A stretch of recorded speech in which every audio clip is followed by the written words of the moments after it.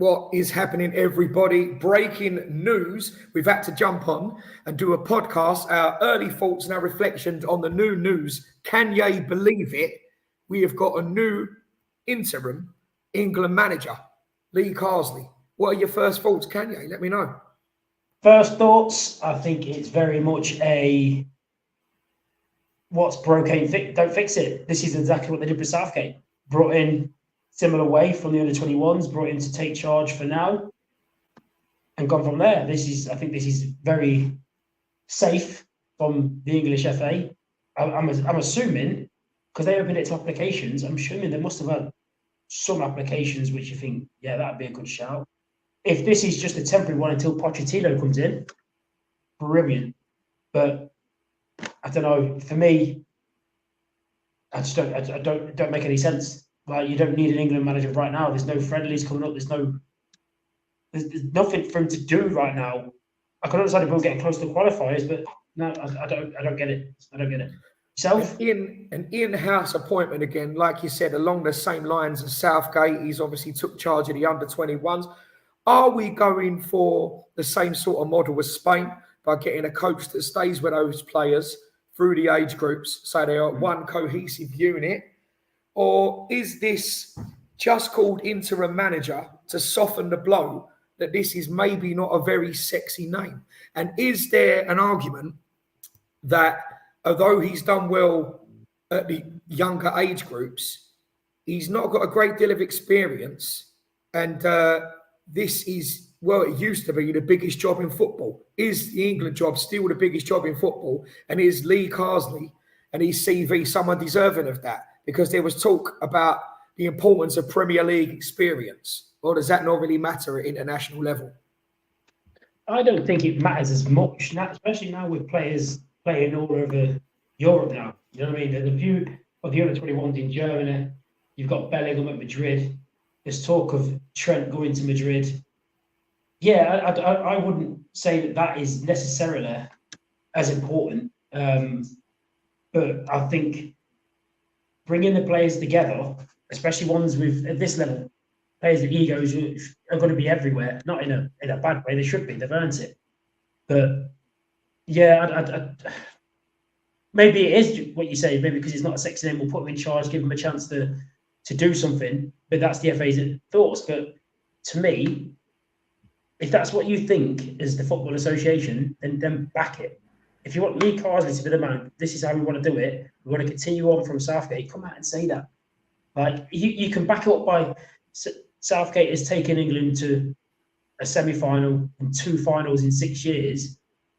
We want to continue on that sort of road, so we've got to continue with what we're doing. Lee Carsley's shown similar traits that we've seen in Southgate in the under-21s.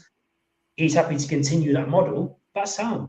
But to do it this way, I don't know. It don't make any sense. Like, are they waiting for someone else? Well, unless memory serves me wrong, bloody fly attacking me live. Unless memory serves me wrong, this is a similar way that they revealed and unleashed Southgate as well, which I remember feeling was a slightly underwhelming appointment at the time.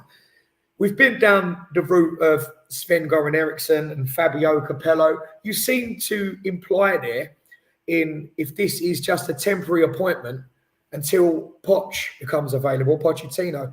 Do you think that Pochettino would be a better option? Because other than a good spell at Southampton, I don't think that his footballing CV has blown me away. He's not really made any inroads at Chelsea. And now talk of him for the England job. I mean, you could argue maybe he's got a better profile than Carsley. Mm-hmm. But you seem to be, unless I've misread that, you seem to be implying you'd be happy with Poch. I would absolutely be happy with Poch. Right, so how I would look at it, with Poch at Southampton, I think he did really well with the players he got in, brought in some clever signings, got the team playing well, brought players on. He's a coach. England don't really need, like, a day-to-day manager. Yeah, you need someone to come in with a style, be able to implement that style, and get the players playing to their best. At Spurs, he did quite well at Spurs, considering, I know you don't like talking about Spurs and stuff like that, but he's brought in some good players there, made them into better players. Some been sold on, some still there. And Spurs look good. Like, when Poch was there, and then he got sacked from the year after they got to the Champions League final because he wanted to invest money to set the team forward and Daniel Levy didn't. Okay, sound I can understand that. Yeah, but at least they've got all them trophies from that period of time. Spurs, at least they've got all them trophies. Yeah, I think. Oh no, I think no. They all share. They all share Harry Kane's top goal scorer trophy. That's what I heard. They all Is have that what it is? They all have like when you used to play for your football club, you were player of the week. You got to take the trophy home. You bring it back to training the next week, like that. Yeah, that's what they do. That's what I heard. But then the Chelsea thing, in between that, he went to PSG. At the time, Neymar, Mbappe was there. Zlatan, I think Zlatan was there. You got some big egos in there. Dealt with them, but it's that Farmers League mentality that I think he struggled to shake. He won the league 1 out of 2 years, I think it was, and then left. I could win the league. It's like playing Football Manager in that league with those players. Like, you know what I mean? It's like creating a career and creating a team of players with 99 stats and then rolling teams over 7-0. It is genuinely like, it's like, I don't see that proves anything. He won nothing at Spurs. He was underwhelming at Chelsea and was out the door. You know, I think that's very harsh on Chelsea. I thought he did all right at Chelsea, considering a lot of the signings weren't his signings. They just basically went, we want him, bang. We want him, bang. We want him, bang. Towards the end, Chelsea looked good. Towards the end of the season, Chelsea looked good. Like they looked. So, what's your argument for him being the permanent England manager? Because he coaches and not manages. Not only that, I'd look at him more. Why I would put him out there is one, who's better right now, who's available. Who do you think we could actually go and get? Klopp's pretty much said that if it had the choice, it would be Klopp would be the perfect one for me to go into England. But I don't think I think he's from the announcement he made that might be him finished as a manager. I hope not. It's hard to beat him and someone else, but I think the football needs people like that. So I don't see who else there is out there. I mean, Eddie Howe, I think he did well the first season at Newcastle. Second season with the Champions League, they were unlucky in the Champions League to be knocked out, but wasn't really like that. Didn't step them on. I mean, then who else are you going to look at? I mean, the only other outstanding managers, you've got Pep, not going to take it. The Crystal Palace manager did well, American, but he's only had 1 year. Who else are you really going to get? So I get the Lee Parsley appointment. I just think if Poch is waiting to see what else is about, then no, if you don't want it, you don't want it. But I think Poch would be what's up. I think he's the best option. Like, I think you touched on something there. I think what's pertinent is the lack of candidates, the lack of options, particularly if you want to stay with an English manager managing the English team. Yeah. The only people that were really spoken about were Eddie Howe, as you've mentioned, in terms of English manager. And let's talk about the man that has got it now, the man in the hot seat, Lee Carsley. What do we know about him? I remember him from his playing days. I've not seen a lot of the under-21s. I will say I was guilty of looking at a few clips. They do seem to play some really nice football, some really quick 1 and 2 touch passing, moving into position. What do you know about his style tactically? Not seen much of him in regards to style. I remember him as a player. So he was a physical, tough tackling midfielder. But you say English. Did he play for Ireland? I think he did. Yeah, I think he did. So, yeah. Do you know what I mean? Like, I understand if you listen to him speak, he's definitely English. He played for Ireland.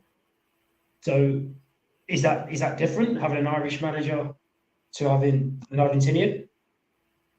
But at the same time, both Jack Charlton and Mick McCarthy both managed Ireland. So is it a big deal? But I mean, he is still English, right? And if you're looking for the English manager, does it matter where he obviously made that decision because he didn't feel like maybe he was strong enough to get into the country of his birth, so he went down the grandparents' route. Yeah, that's fair. That's fair enough. And already, if that doesn't make him qualified to do it, then why is he managing the younger age groups? So I mean, what do you think the backlash? I don't mind having a foreign manager. Having a foreign manager makes no difference to me.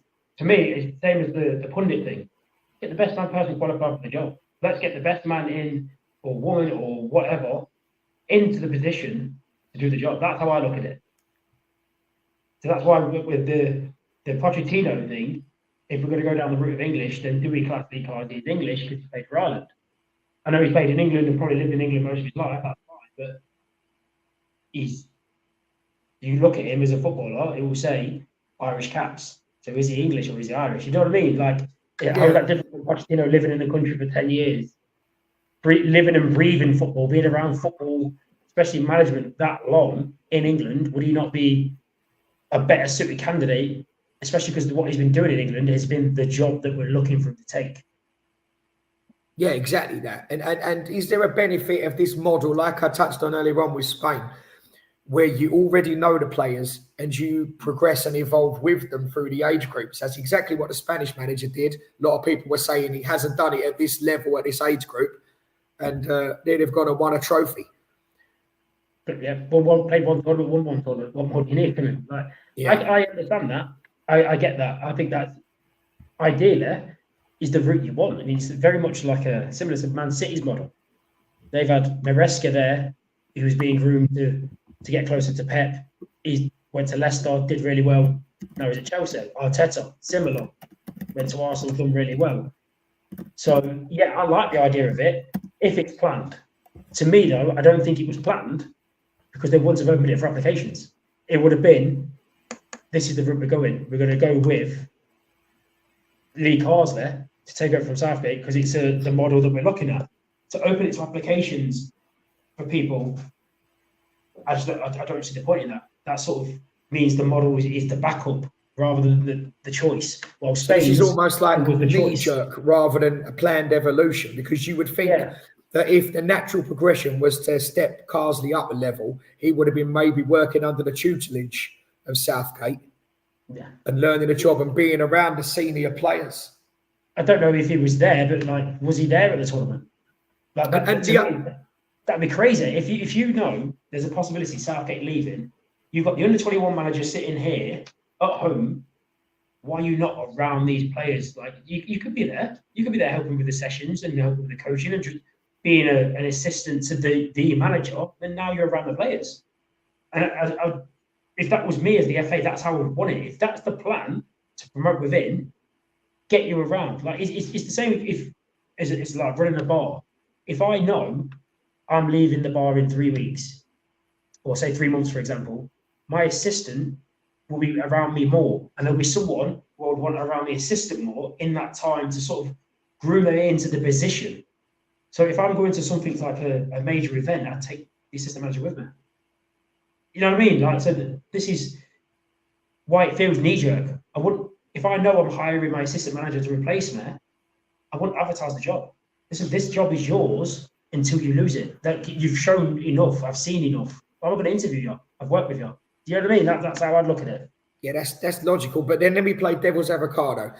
Is there a sense that Southgate was, well, he walked, I think it was mutual consent. I think he walked away. I think he this devil's avocado. I think he decided to call it a day and walk away from the job.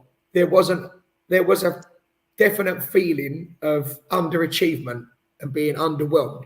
Lots of people make the point he's the most successful England manager since Ramsey. But the black and tan fact of it, which maybe sounds a bit harsh, is he hasn't won anything. Like, for me, like I'm not giving him credit. I'm playing devil's avocado, right? So of course he's done better. You know, the national team's done better and is in a better state than when he picked it up 8 years ago or so, right? Yeah. But losing in the final is not winning. That's first loser. Second sucks. Right. So the point is he walked it, because if he'd have won at the Euros, then there may have been argument to keep him carrying on. For the sake of my argument, is there an argument that when a manager that failed to get over the line, it's time for him to move on? If you've got Carsley around him and working with a squad and then he steps into his shoes, is there that stigma of different name on the bench but same regime? So nothing really changes. Is there an argument that Carsley wanted to distance himself from Southgate because he wants to come in as his own man with his own ideas, playing his own style with his own players? Mm-hmm. And the second part of that question is this. Is this the end for Kane? Because with the under-21s manager coming in, Kane having an underwhelming tournament, I don't know if he was carrying an injury or if his legs are starting to go, which happens to all of us. Could this be now with this young, youth-concentrated manager, at least on an interim basis, could it be the end for Kane? And could it be looking to the future in this fresh regime? Well, start off with is Lee Cardi trying to distance himself from the Southgate thing?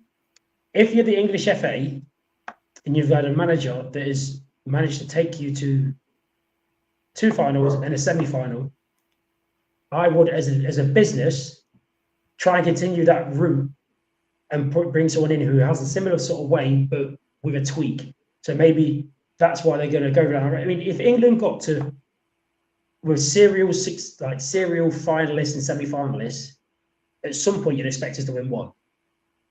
You know what I mean? Like, that's what I expect. So maybe that's the route the FA going. In regards to Lee Cardi looking at that, if he wanted to separate himself from Southgate, he would not have taken the interim job.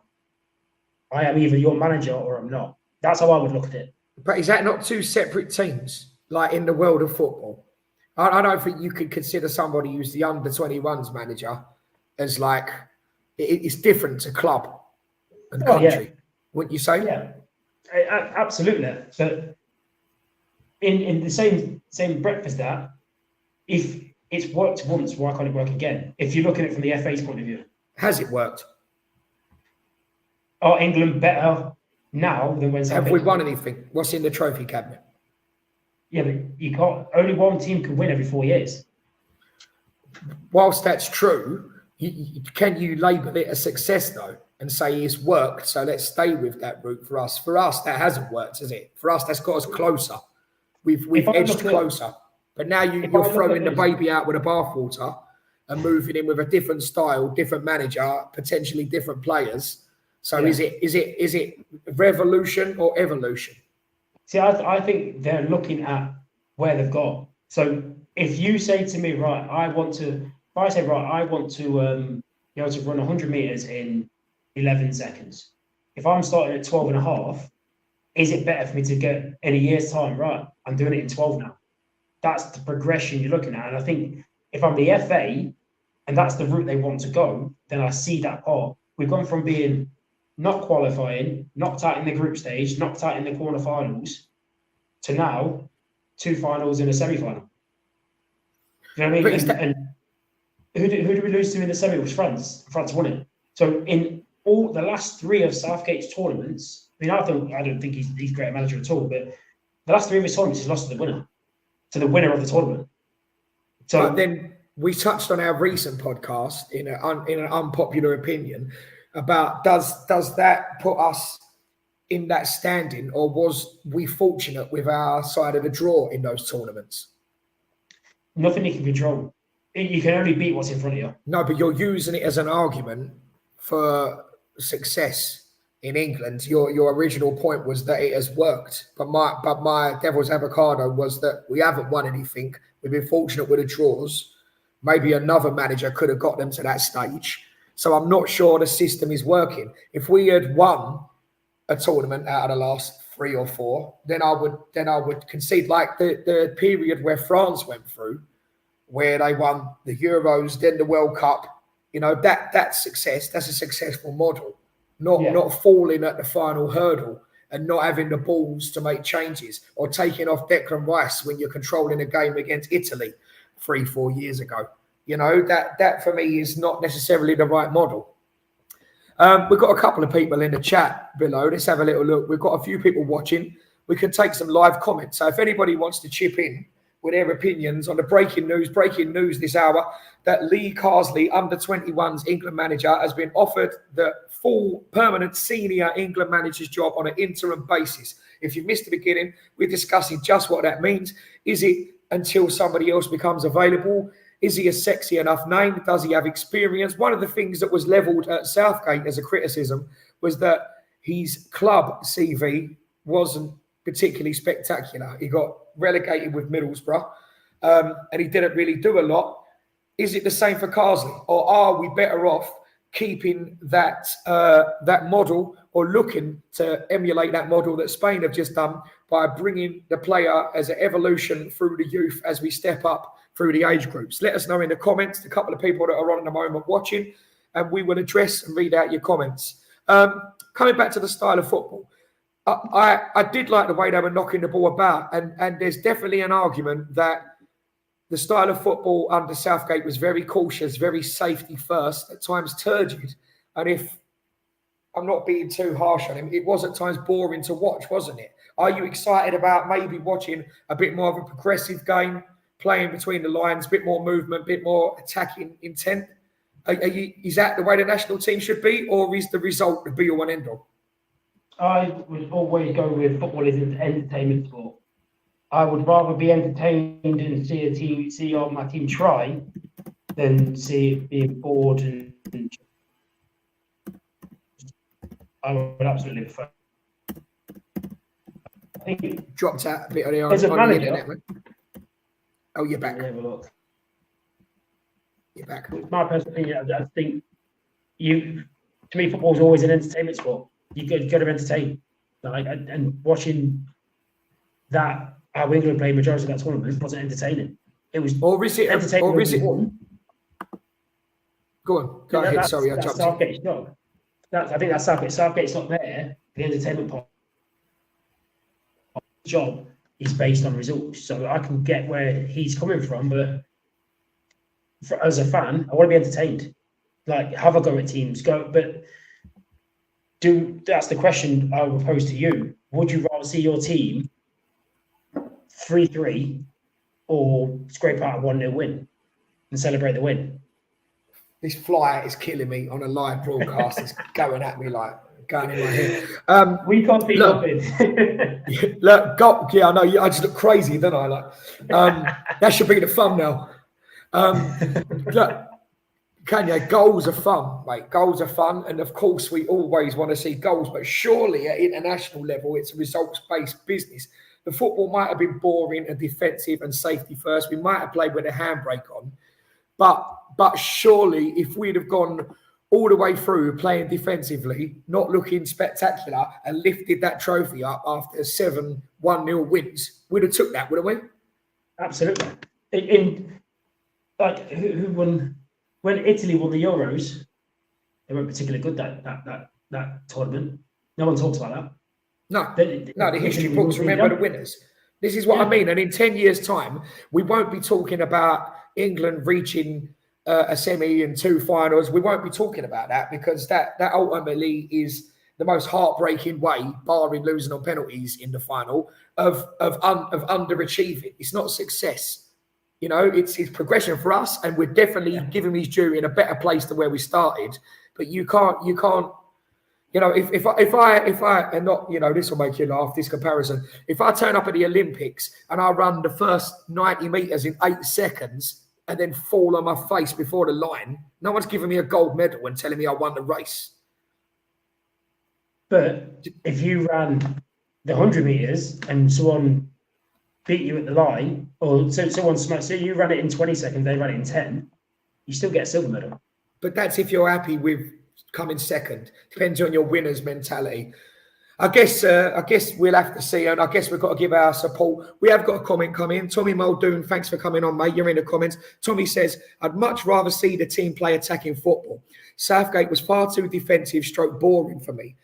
He didn't make changes quickly enough, e.g. substitutions and tactical changes. What do you think of that? Has Tommy got a point? Completely agree. I think he was very much so defensive. Like, we've spoken about this separately, and he didn't know his best 11. Like, you heading into the tournament, obviously you get injuries, you get suspensions, you pick your players and whatnot. He didn't know his best 11. He didn't know his best formation. He didn't know if he wanted to be a 4-2-3-1. He didn't know if he wanted to be a 4-3-3. He didn't know if he wanted Trent in the midfield. Yeah. Again, if I'm a midfielder that's playing well for England, and you've put the right back in there instead of me, I completely understand why footballers don't want to play for the country anymore. You're picking someone who doesn't play my position to take my position because he's got a range of passing. Tell you what, if you want to play him, Play him in his position. If you think he's that good, take the risk and drop Kyle Walker and have that attacking threat from the position he is an attacking threat from. Or change his shape. His shape and include Kyle Walker on the right of a back three and play Trent as a right wing back, if you want to include those things. But that comes back to the argument we had on our channel on another podcast. Was he guilty, Southgate, of just picking his favourite personnel and squeezing them in somehow into whatever system, rather than picking the best system to get the most out of those players to sharpen our attack and neutralise the threat of the opposition? And is Carsley going to do the same? Or don't we know enough about him tactically? I would be surprised if Carsley did that, purely because if he's been from the under-21s, not knowing Carsley personally or anything like that, just looking at from where he comes from, the way he played, I don't think he'd have an issue with telling someone, no, you're not playing, or no, it's not working for what I mean, you've got how he's been playing for the under-21s, he's been an under-21 manager, so he's got people that have gone from him to the England senior team. Gahey, for example, is another one he's done that. He's now got to the point where now he can pick and choose his men, but I think he will pick the best. But I think he'll pick the best for his style. I think he will be similar to Southgate, but he will change that. Just because of looking at him from a footballer, I think he's got that sort of, especially a centre midfielder, I think hopefully he'll have a 360 mentality rather than Southgate's one style. Maybe I'm being too harsh and judging him from a positional point of view, but it just seems, I hope Carsley does do that, and hopefully he's listened to he's had the same complaints as we have as a fan of what we're stopping, so of what's stopping us from doing what we're doing. So yeah, hopefully that will be a nice change and it will be different. Yeah, you said there about because I remember he was no nonsense, especially when he was at Derby. Was he at Derby County? Have I got out? Yeah, it was at Derby when he played at Derby. Yeah, no nonsense. He won't mind. He won't. Was he at Everton as well for a time? Oh, you're frozen. You've done a Dr. Evil on me. I want you to go back and watch this, because while your internet's frozen, you look like you want to go, I will support Carsley for $1 million. $1 million. Yeah, was he at Everton for a time? Yeah, he was at Everton. Yeah, he was at Everton as well. Yeah, that's what I thought. Yeah, so you're saying he's no nonsense and he'll tell people straight about, no qualms about dropping them. But will he? Because footballers have changed. In this generation, the game's become softer. You can't really speak to people like that. Having cut his teeth, so to speak, working with the youth players, the younger players, the under-21s, do you think he'll be quite so ruthless? Or will he have learnt to deal with the modern player a little bit more softly, kick gloves? If he's worked with the youth players, I would expect him to still give the same messages, but how he delivers it to change. There's a way of saying to someone, you're not playing. There's some people who will react well to that. Some people you need to say, listen, I'm going to try someone else. I still want you around the squad. Just take the break this time. So I'm thinking maybe I expect it to be. I'm thinking maybe if Kane, you're not playing, you're shit, you're too Spursy. That's fair enough, isn't it?